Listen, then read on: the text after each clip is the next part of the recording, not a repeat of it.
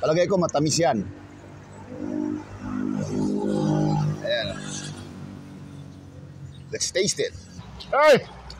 It's very good! This time, let me take you to a coffee shop by the road. A cool coffee shop that serves different types of coffee, latte, espresso, and different kinds of bread, pastries, and cakes. What cooler is, ang ilang shop is made of container glass. How's that? O dili ni typical nga coffee shop like, kanang mga sikat na coffee shops ba? Kayong ilang mga beverage diri, dili ni mo makitan sa ubang coffee shops. Really? Except sa, Americano. What they have here is their original coffee called the White Rabbit. Inspired by the White Rabbit candy, this coffee has some special milk and some caramel ingredients, so it would taste like White Rabbit. Soft opening pa lang ang coffee shop ito, kaya you ain't seen nothing yet if you wanna come here right now. But I advise you to come here na so you won't be jumping on the bandwagon pag sumikat na, di ba? Ilawan na to ni their White Rabbit coffee. Kailangan ba straw ito? They have to use this straw.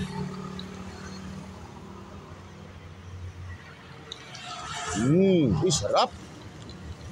Ayos ah. I like it.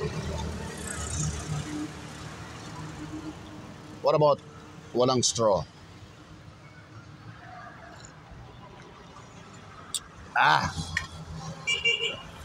Sarap siya. Masarap siya.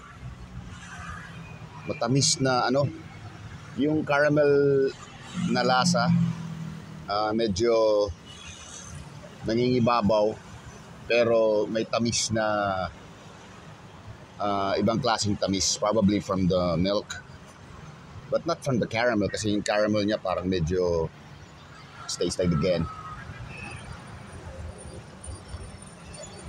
Well, yung caramel niya medyo matamis pero may konting bitterness, a pleasant bitterness. So let's taste this strange looking bread. Ayos ah. Look.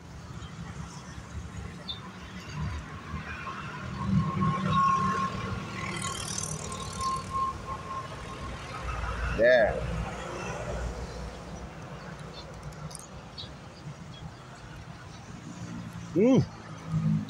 Sarap. Then this one.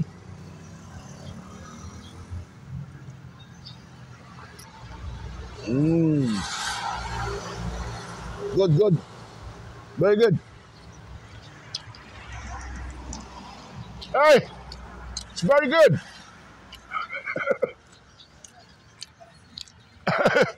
You might be wondering bakit wala ako sa karinderya ngayon.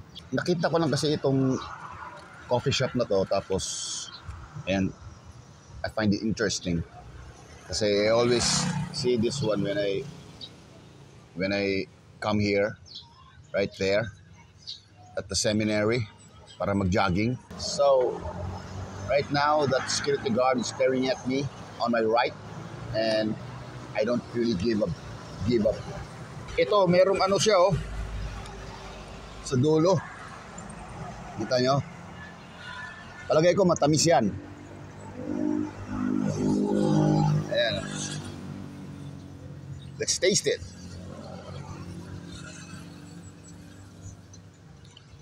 Mao ditong tamis di ay. Kahit akong kaon ganyan, dili dapit wala to tamis. Chocolate siya.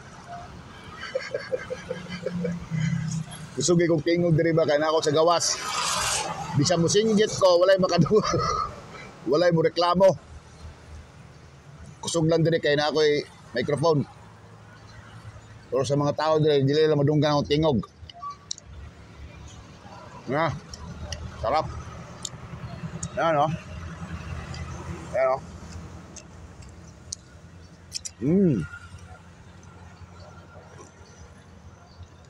Sarap.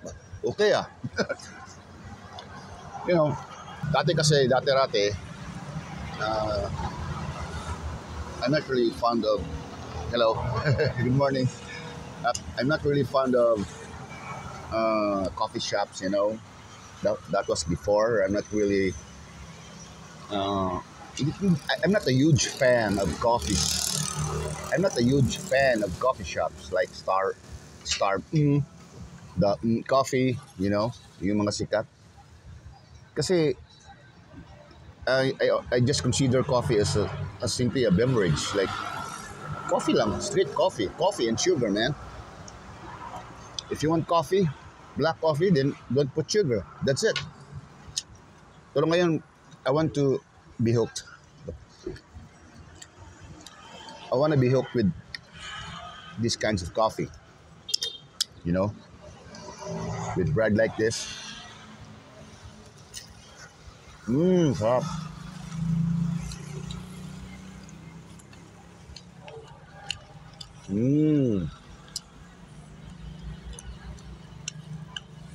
And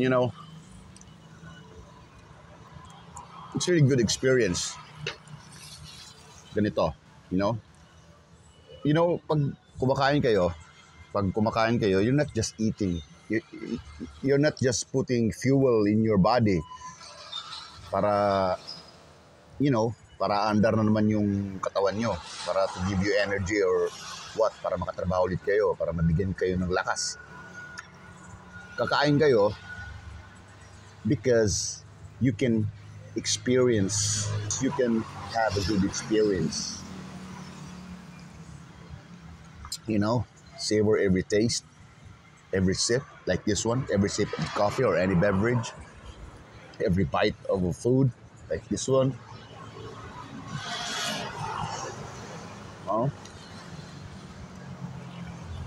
I'm in front of a highway.